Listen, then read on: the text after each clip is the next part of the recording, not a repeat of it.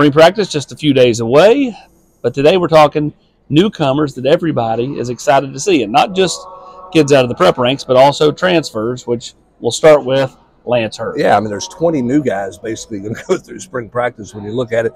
None bigger, figuratively and literally than Lance Hurd. Plug-and-play guy, right? I mean, he's supposed to come in and be the left tackle from the get-go, has to be the left tackle from the get-go. What's his adjustment like to this system?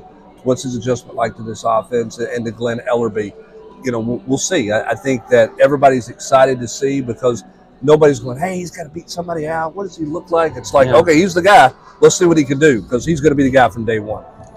Elsewhere, we'll start with another transfer, and it's Jermod McCoy. Yeah, I mean, you know, this is a guy who's generated buzz here the last month or so with his athletic ability. He was really good as a first-year player at Oregon State. It is the Pac-12. They play football a little different than they do in the SEC. What's his transition like to Willie Martinez and Tim Banks in the secondary? Is he a plug-and-play guy, right? Now, there's some interesting competitions there at corner. You got Ricky Gibson, okay, who you think is going to got a chance to be a really good player. Where does Christian Conyer factor in? Where's Jordan Matthews factor in? Now you bring in McCoy in there. I'm excited to see where McCoy's at because of the buzz that he has generated and the production he had. But I don't know that anything's just an absolute given right there. So it should be a fun spring for him to watch. And then the one kid from the prep ranks you want to talk about is Boo Gardner. Yeah, he's my guy. Okay, I'm just from the standpoint of, I told you, you know, during the fall, I'm like, offense, man. The guy's dynamic with the ball in his hands. And he's going to play defense, going to be at the star spot.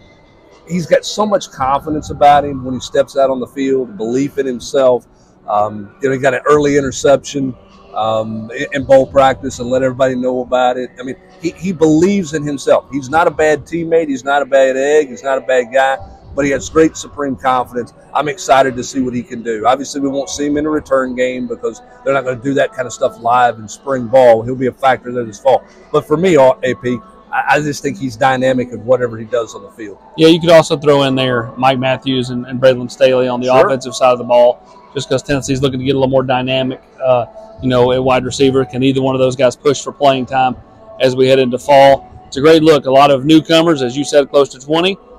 Everybody's excited to see all those, but it all starts with big Lance Hurd, and there's a trickle down from there. He is Brent Hubbs. I'm Austin Price.